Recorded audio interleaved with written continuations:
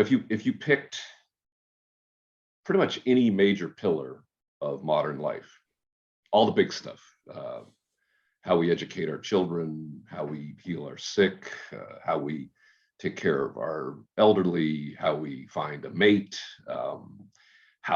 what even work is, like how we work, all of the sort of the big fundamental pillars of what might make for something like a good life.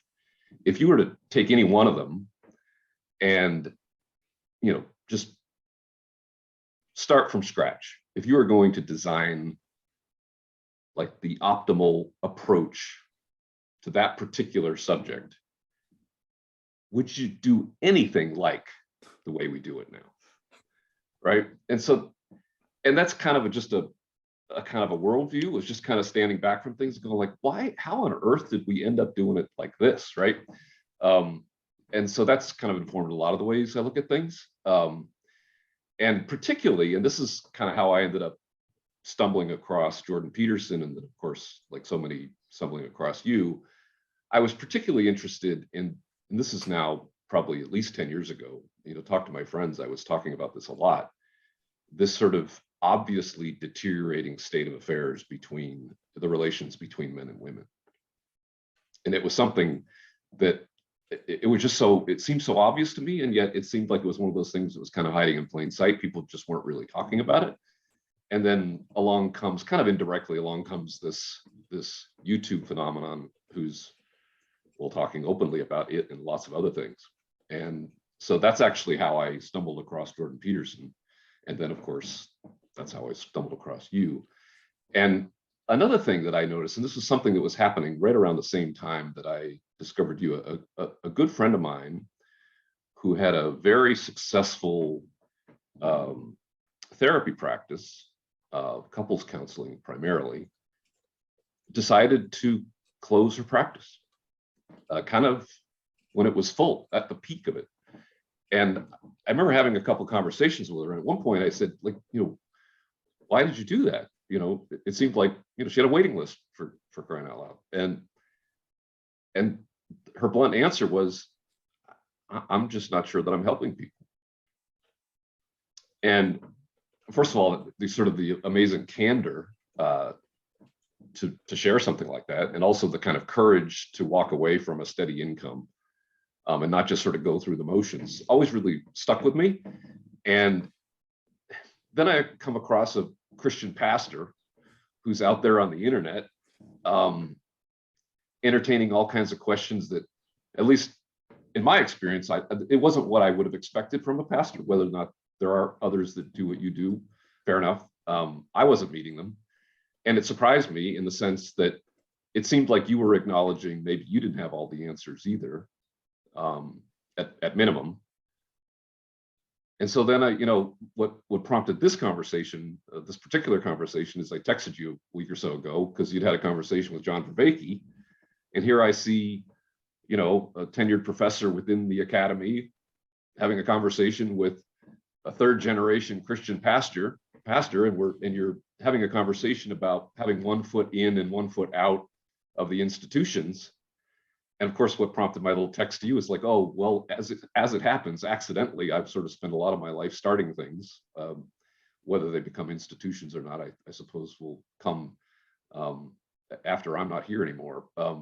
But it just occurred to me that I'm noticing a lot of people who we might have given the authority to tell us the way forward, many of them are having doubts about, or at least entertaining doubts about, whether or not what they're doing is quote unquote working. Is it leading the way, right? And I'm going to weave in a lot of things here, but you might argue that the election of Donald Trump for a lot of people was something like, how could this possibly happen?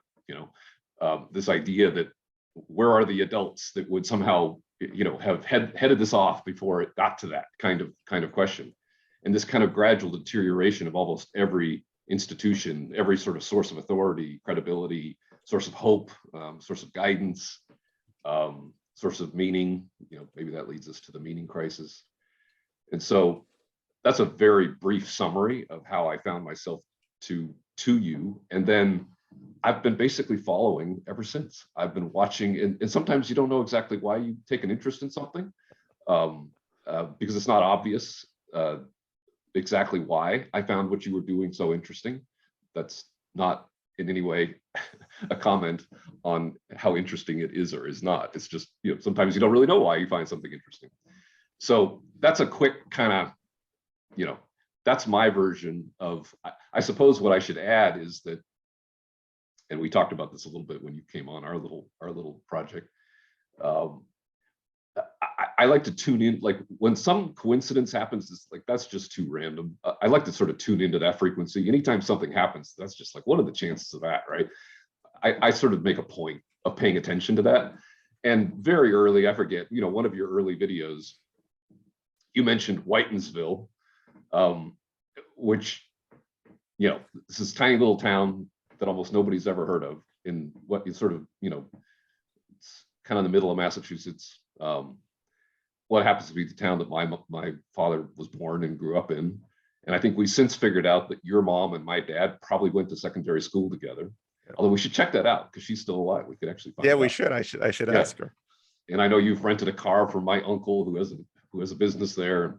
It's just this tiny little town in kind of Nowheresville. It's gradually getting kind of the spread of Boston is gradually encroaching it as well, but just kind of a farming community, but has this very interesting history of Mr. Whiten and his Whiten Machine Works. And I now know all the Christian Reform folks that ended up coming over as a result of that. This is all stuff that I didn't know, along with all the other things that I didn't know until I encountered you. Like, honestly, I really didn't know the difference between, I mean, really, a Protestant and a Catholic, barely, barely.